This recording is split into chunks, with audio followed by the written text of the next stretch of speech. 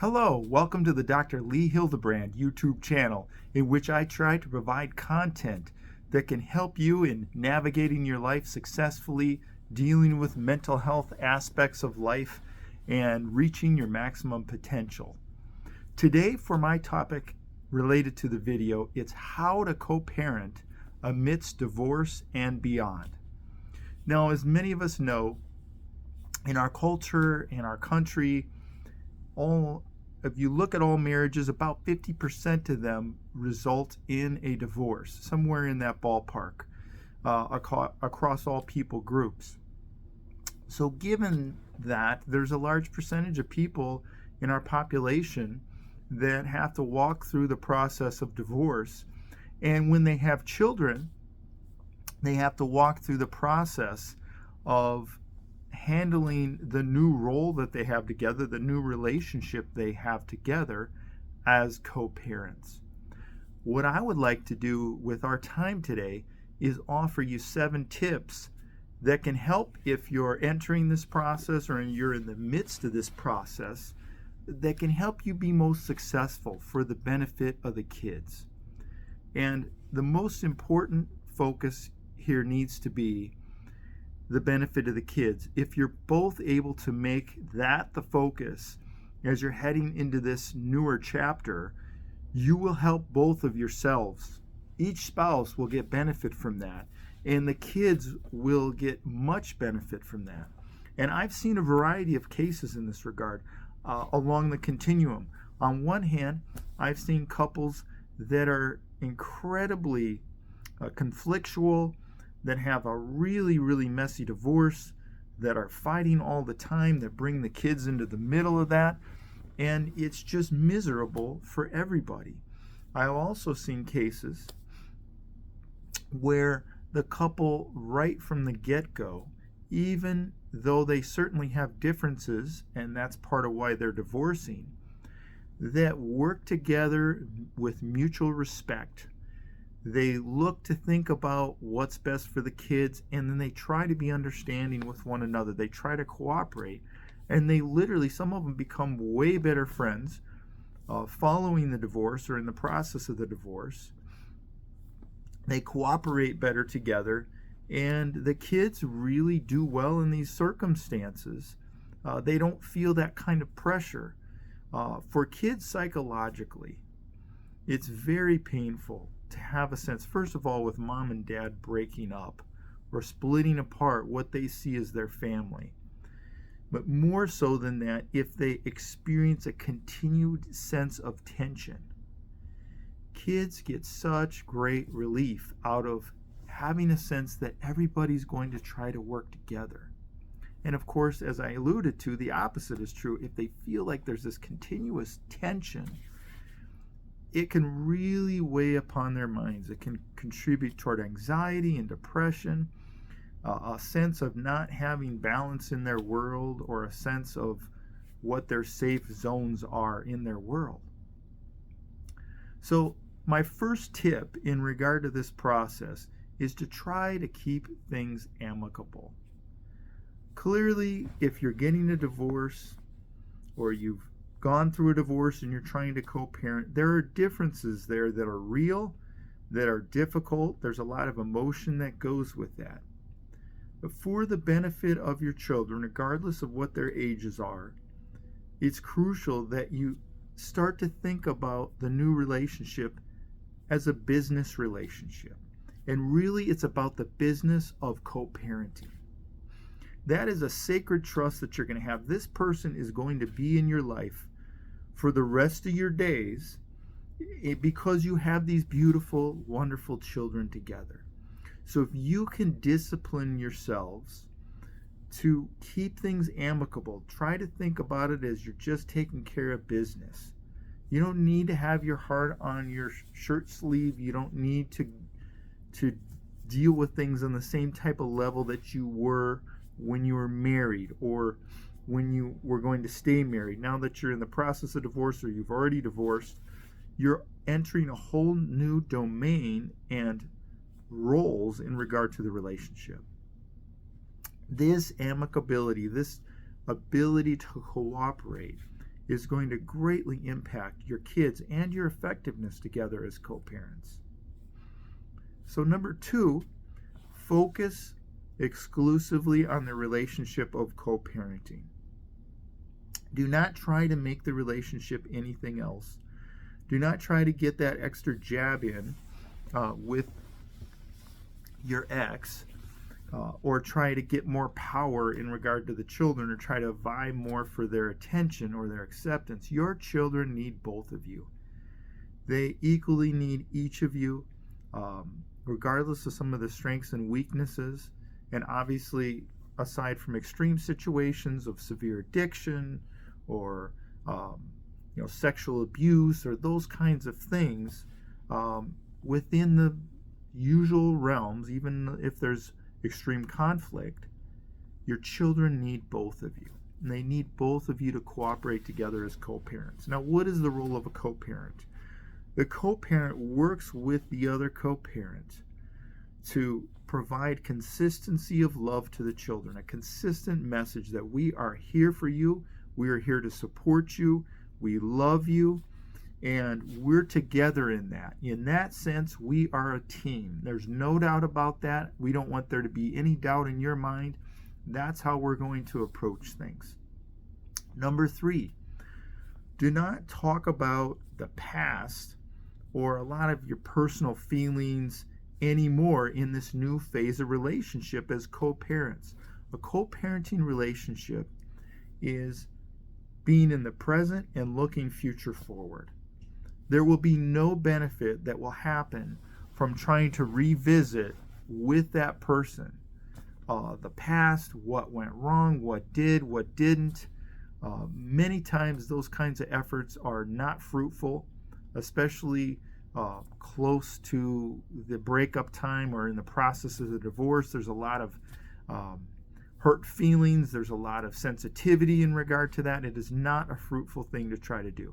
Do that with your closest allies and friends, with your trusted family members, with your own counselor or psychologist or others that are helping you to navigate through the situation. But trying to do it with your co-parent or your ex-spouse is not going to be productive. In fact, it's just going to create tension.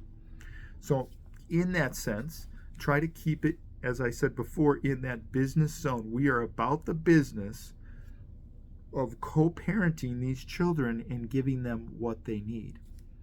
Number 4, it is important to talk with your kids when you first decide that you're going to head in the divorce process, to talk with them about the situation. Now, this is important to do this based on their age appropriateness. You're going to have a different message with a 5 or 6 year old than you are with a 15-year-old. The most important aspects, so with a younger child, you're going to want to keep things much more general in terms of what's happening. Obviously, you don't want to get into a lot of details, and you don't want to present it to the children in a way that there's necessarily a bad guy or a person that is at fault or whatnot specifically. Now, there are some exceptions to that a little bit that I'm going to get to. But the main message that you want your children to hear is you want to reassure them about all the things that are going to stay the same. Mom and Dad love you. We're going to be there for you. You're going to continue to be able to have your room at this house. You're just going to have a new room at another house upcoming. You're going to get to stay in the same school. As many things as you can keep consistent for the children in this process, the better it is for your children. You want to try to keep it as simple for them as possible. You don't want the schedule to be, this origami of complexity, both for you and for them. You want to try to have it be as consistent as possible. So reassure them of what's going to stay the same. Reassure them of your commitment together to love them, to raise them, to provide for them, to help them to launch as people eventually, and that you're just going to be there for them like any parent would. Now, the exception that I mentioned is There are situations where there is a definite infidelity. Sometimes there's infidelity, and let's say one of the two co-parents is with somebody that they had an affair with, or there was some kind of cheating involved, and following the divorce or in the process of the divorce and following it, that's part of the, that relationship continues forward. With older kids especially, or kids that start to come of age, in that 11, 12, 13, etc., if you don't, the person that did the cheating or had the affair, if you don't at least level with your kids and be honest about a bit of the aspect of that, then what can happen is down the road, if they start forming a relationship eventually with this person that's in your life, and they're probably going to find out at some point that there was that aspect to the beginnings of the relationship, they're going to feel betrayed. So you have to be careful not to give your kids too much information, but you also do not want to think that you're protecting them or yourself at a certain point and then have them be in that 17, 18, 19, that look back phase where we all start to look back at our parents. We want to ask more questions. We really want to know how things played out, and have them discover that you were deceitful to them and didn't at least give them a sense if there was something that really happened to that level, so that they can process that. And then as they build that relationship with that person, there can be healing and there can be the proper foundation for the relationship. You don't want them to find out, 10 years later, that this person disrupted the relation or was part of disrupting the relationship with their parent.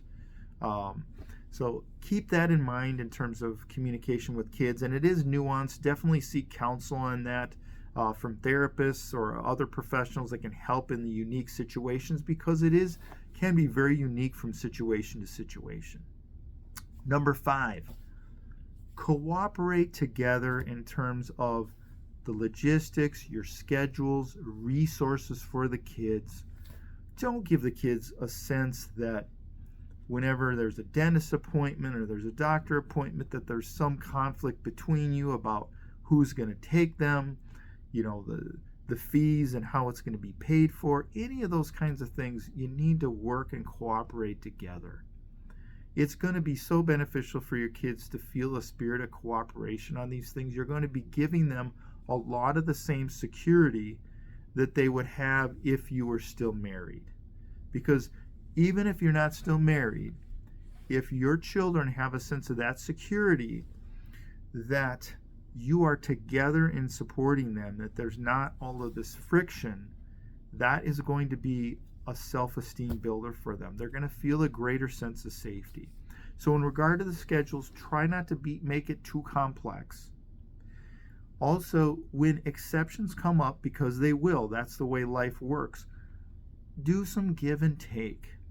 If you need your co-parents, you're going out of town on a trip, or you have some kind of work situation that comes up, do give and take with one another. Give your co-parent the first sort of right of refusal if it's like your days that you're not going to be available.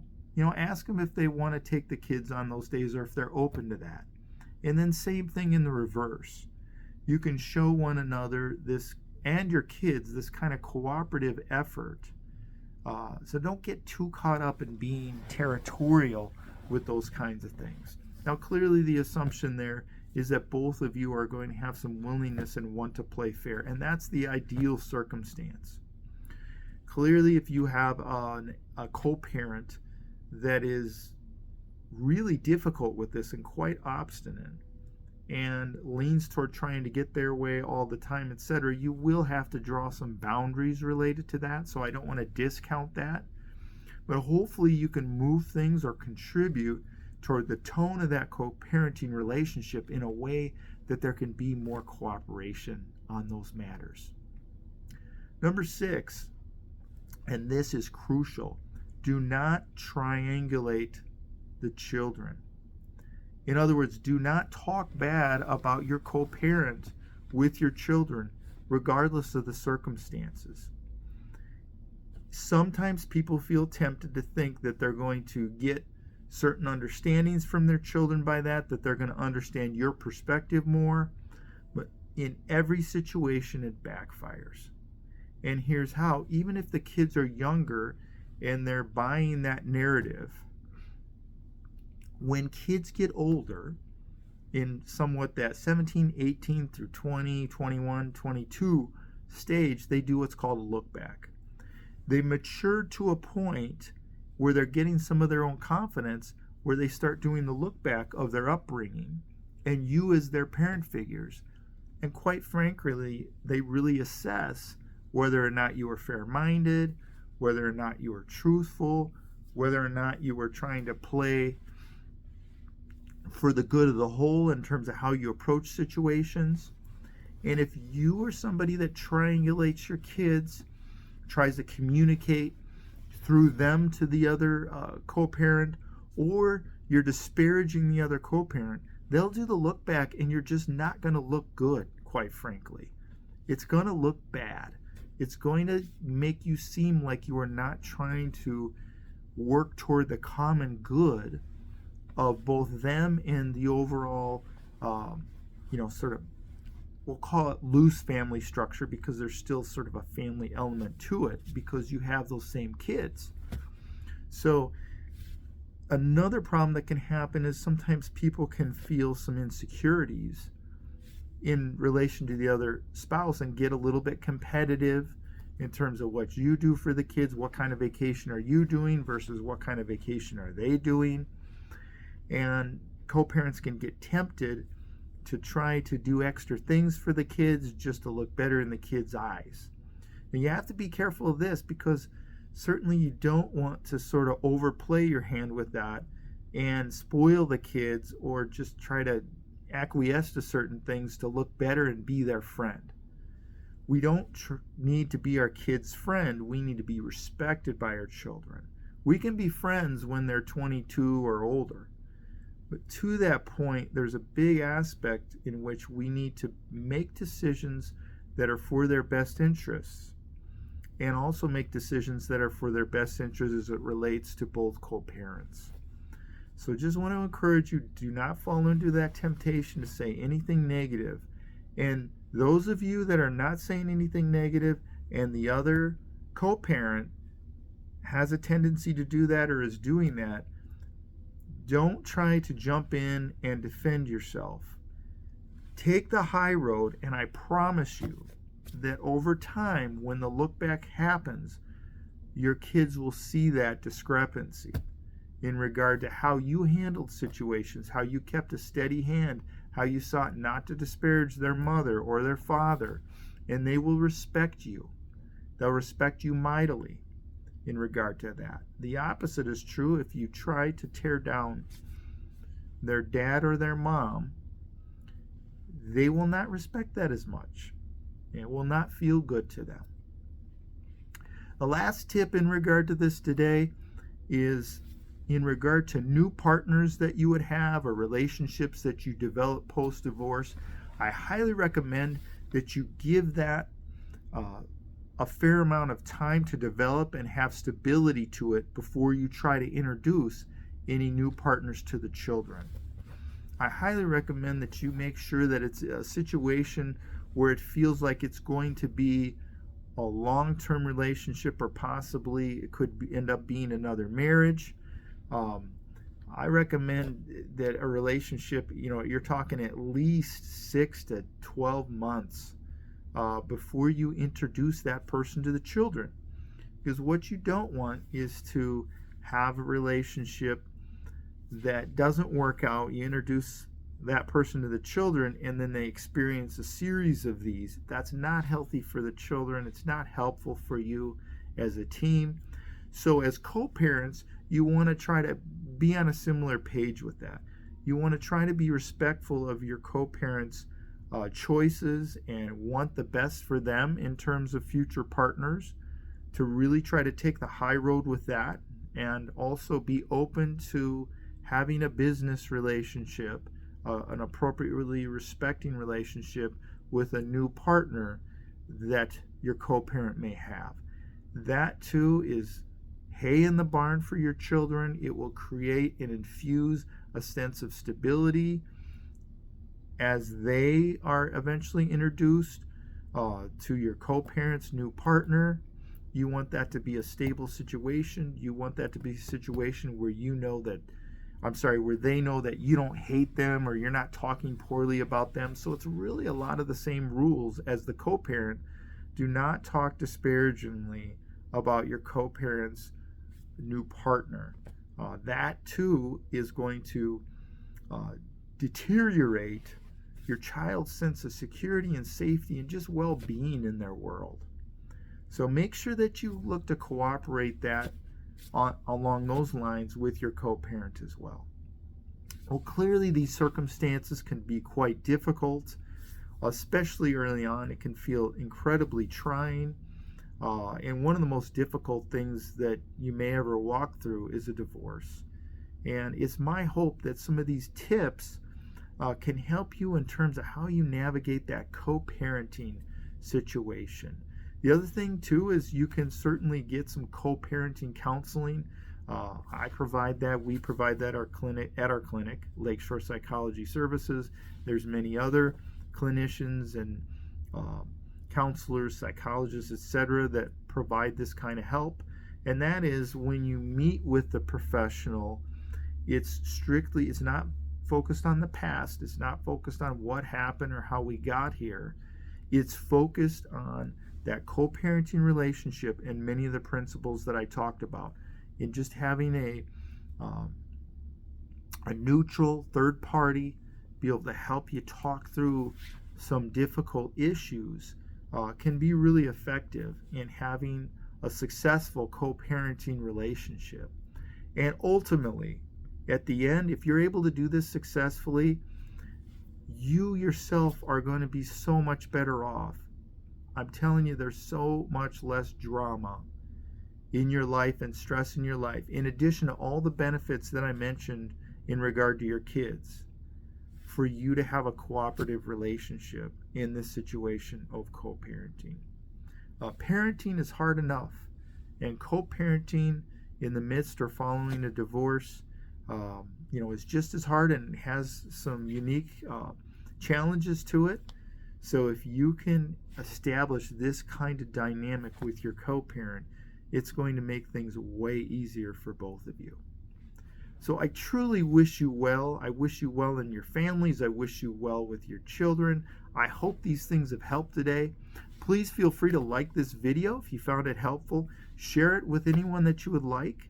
And if you'd like to subscribe to my channel, feel free. I will continue to bring videos that seek to add value in regard to a variety of topics related to health and wellness. Thank you, and take care.